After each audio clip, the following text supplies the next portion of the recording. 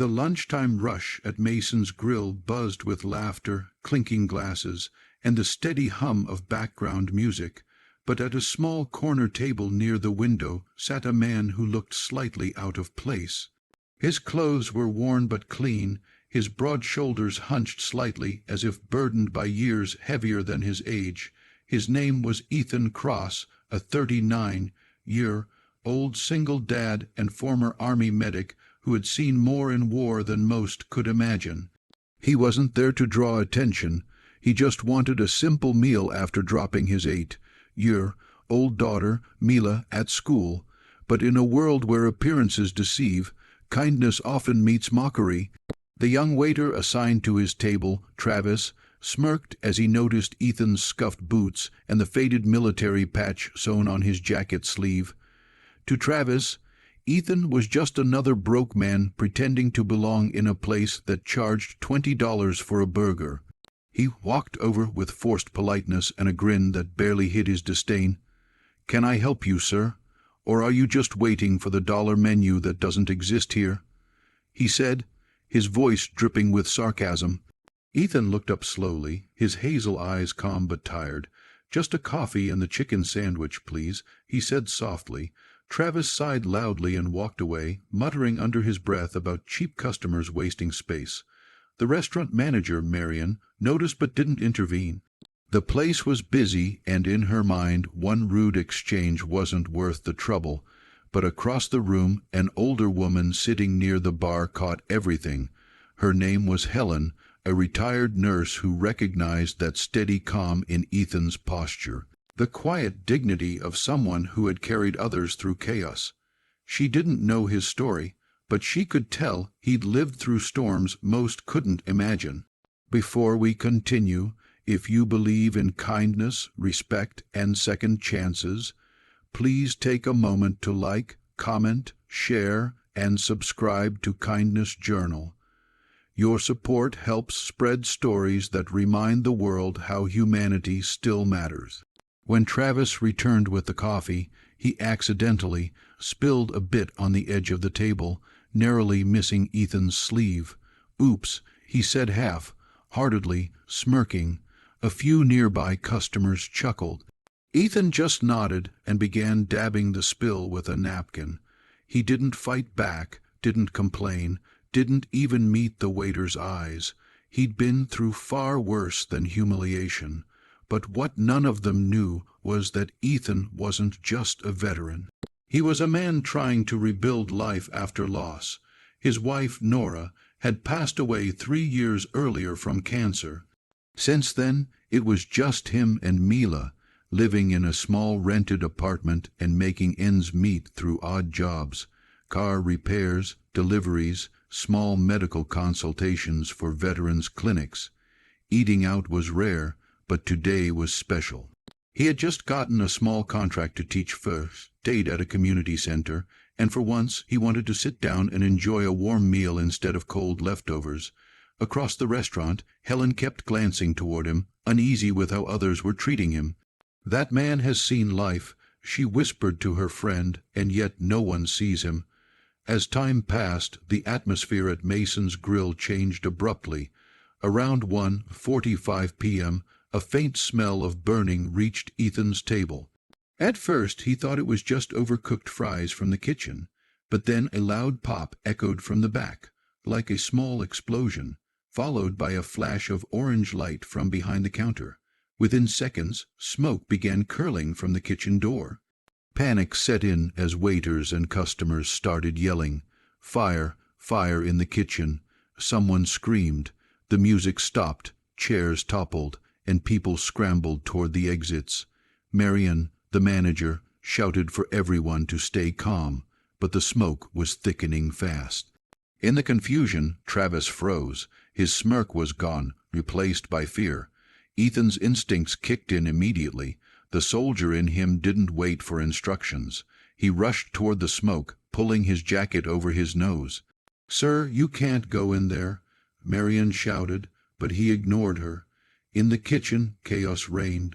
Oil had caught fire on the stove, spreading to nearby shelves stacked with paper towels and cooking supplies.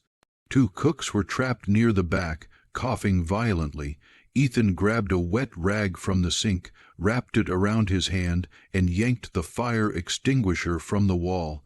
He aimed at the base of the flames, moving with practiced precision. The hiss of foam filled the room, cutting through the roar of the fire. One of the trapped cooks collapsed, and Ethan dragged him out just as the ceiling tiles began to blacken and fall. His eyes burned, lungs screaming for air, but he kept going. Within minutes, the main flames were subdued, though smoke still clouded the room. When he finally stumbled out, carrying the second cook over his shoulder, the restaurant had gone silent. Every customer who had mocked or ignored him minutes earlier now stood frozen, their eyes wide with disbelief. Travis, pale and shaking, could only whisper, He saved them." Marian rushed forward, tears streaming down her face. "Oh my God, are you okay?" she asked, coughing. Ethan nodded, setting the unconscious cook down on the floor and checking his pulse. "He'll be fine," he said, breathing heavily. "He just needs air." Helen, the old nurse, immediately came over to help, and together they tended to the injured until the paramedics arrived. The firefighters confirmed that if Ethan hadn't reacted so quickly, the entire restaurant could have gone up in flames. Marian was speechless. Travis stood by, guilt written all over his face. The same man he'd mocked for looking too poor to belong had just saved his life, and everyone else's. Once the smoke cleared, Ethan quietly sat back at his table, his hands trembling slightly as adrenaline faded. He didn't ask for thanks or attention. He simply picked up his coffee cup, still half full, and looked out the window. The world outside was bright and calm, completely unaware of what had just happened inside. Minutes later, Marian approached him with watery eyes. "Mr." She began softly. "Cross," he said. "Mr. Cross, I don't know how to thank you. You saved all of us." Ethan gave a faint smile. "I just did what anyone should do." Travis stepped forward, his voice breaking. "No, sir, you did what none of us could. I'm sorry for how I treated you earlier. I was wrong." Ethan looked at him, then simply nodded. "You're young. Just remember, respect costs nothing, but it means everything." That single sentence hung in the air like a truth everyone needed to hear. In the following days, word about the incident spread across the small town. Local news covered it. "Veteran saves restaurant from fire." The headline read, but what mattered more was how people changed afterward. Mason's Grill reopened a week later, repaired and cleaned. Marian invited Ethan and Mila for a free meal, this time with the best table in the house. The walls now held a small framed photo near the entrance, a picture of Ethan taken that day with the firefighters, titled "The Hero We Almost Overlooked." When Ethan and Mila arrived that Saturday, the staff greeted them warmly. Travis personally brought their food and insisted on paying for it himself. "Thank you, Mr. Cross," he said, his tone sincere. Mila beamed up at her father. "Dad, they called you a hero on TV," she whispered proudly. Ethan smiled, gently brushing her hair back. "Heroes are just people who don't walk away when things get tough, sweetheart." Helen, the elderly nurse, stopped by their table, placing a small envelope in front of Ethan. Inside was a handwritten note, "For the man who reminded us all that courage doesn't wear a uniform forever. It lives in how we treat each other." The restaurant was livelier than ever that day, filled not just with good food but with gratitude. Travis, who had once mocked Ethan for his appearance, now took every opportunity to serve with kindness, remembering the lesson he'd learned in smoke and fire, and Ethan.